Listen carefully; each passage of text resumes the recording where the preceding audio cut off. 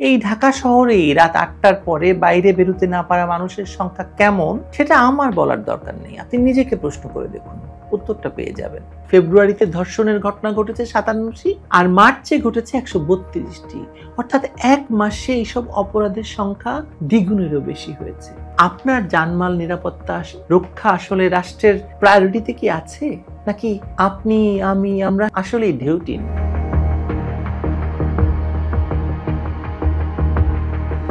জুলাই জেহাদের পর রাজধানী সহ দেশের যে কোনো শহরের মানুষ যে পরিমাণ নিরাপত্তাহীন দিন যাপন করছে, সেরকম কোনো পরিস্থিতি অতীতে কখনো মানুষ দেখেছে কিনা এই প্রশ্ন রেখেই শুরু করি।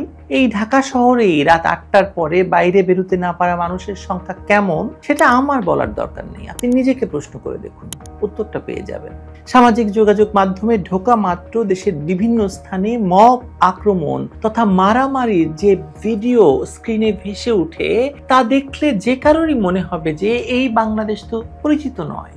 এ কোন বাংলাদেশ, কেমন বাংলাদেশ?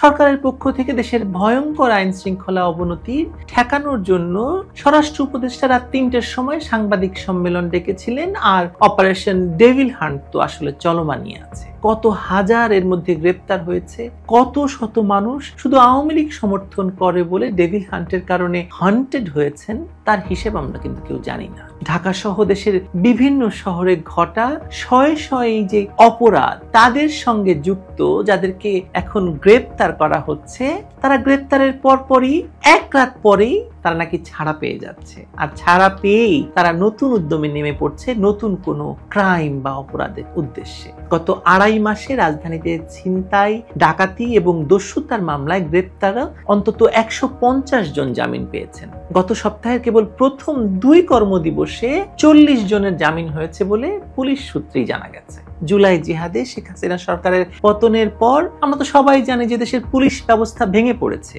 ছিনতাই, দস্যুতা এবং ডাকাতির ঘটনা বেড়ে যাওয়ায় নিরাপত্তা নিয়ে মানুষের মনে বিরাট শঙ্কা তৈরি হয়েছে। ঢাকা এবং এর আশেপাশে ২৭৯টি ছিনতাই প্রবণ এলাকা শুধু এই র্যাব চিহ্নিত করেছে। ছিনতাই, ডাকাতির মতো অপরাধে জড়িত ব্যক্তিদের ধরতে সারা দেশে বিশেষ অভিযান পরিচালনা করে আইন শৃঙ্খলা রক্ষাকারী বাহিনী নানা অভিযোগে অনেককে গ্রেপ্তার করা হয়েছে। তবে ছিনতাই ডাকাতির মামলায় অনেক আসামি যে জামিনে বেরিয়ে আসছে, তাতে আইন শৃঙ্খলা রক্ষাকারী বাহিনীর মধ্যেও নাকি চিন্তা দেখা দিয়েছে বলে খবর বেরিয়েছে। আসলে পুলিশের তথ্য অনুযায়ী গত বছরের আগস্ট থেকে চলতি বছরের ফেব্রুয়ারি পর্যন্ত ডাকাতির ঘটনা ঘটেছে ৪২৬টি, এটা পুলিশ বলছে, যা আগের বছর একই সময় ছিল মাত্র ১৮২টি। অর্থাৎ ডাকাতির ঘটনা বেড়েছে ১৩৪%।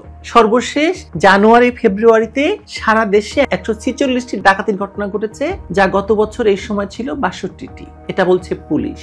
অথচ একাধিক পত্রিকার রিপোর্ট অনুযায়ী দেশে ফেব্রুয়ারি মাসের চেয়ে মার্চে ধর্ষণের ঘটনা ঘটেছে আরো বেশি। মানবাধিকার সংগঠন মানবাধিকার সংস্কৃতি ফাউন্ডেশনের মতে চলতি বছর ফেব্রুয়ারিতে গণপিটুনির ঘটনা ছিল 18টি, কিন্তু মার্চে সেটা বেড়েছে 39টিতে। আর ফেব্রুয়ারিতে ধর্ষণের ঘটনা ঘটেছে 57টি, আর মার্চে ঘটেছে 132টি। অর্থাৎ এক মাসে এইসব অপরাধের সংখ্যা দ্বিগুণেরও বেশি হয়েছে।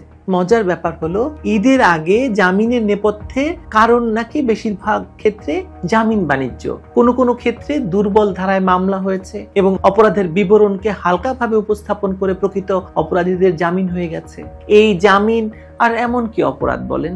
এই দেশে ২১শে আগস্টের গ্রেনেড হামলা, 10টা অস্ত্র মামলা সহ কোনোটি যখন আর অপরাধ নয়, যাবজ্জীবন সাজাপ্রাপ্ত আসামিও যখন ছাড়া পেয়ে এখন নতুন করে প্ল্যান করছে আরো বড় অপরাধের, তখন সব ছিচকে অপরাধীরা জামিন পেলেই বাকি, না পেলেই বাকি। দেশের কারাগার থেকে জঙ্গিরা বেরিয়ে পুরো দেশটাকে যখন দখল করার পায়তারা করছে, তখন আমারই অপরাধ এসব প্রশ্ন তোলা নিশ্চয়ই। এই মুহূর্তে দেশের অপরাধী শুধু একদল সাংবাদিক, যাদের নামে হত্যা মামলা দিয়ে কারাগার থেকে একবার আদালতে আনা হচ্ছে, আর কথা বললেই আরেকটা হত্যা মামলা দিয়ে রিমান্ডে নেওয়া হচ্ছে। দেশটাতে আসলে সব জঙ্গি, যাবজ্জীবন সাজাপ্রাপ্ত আসামিদের।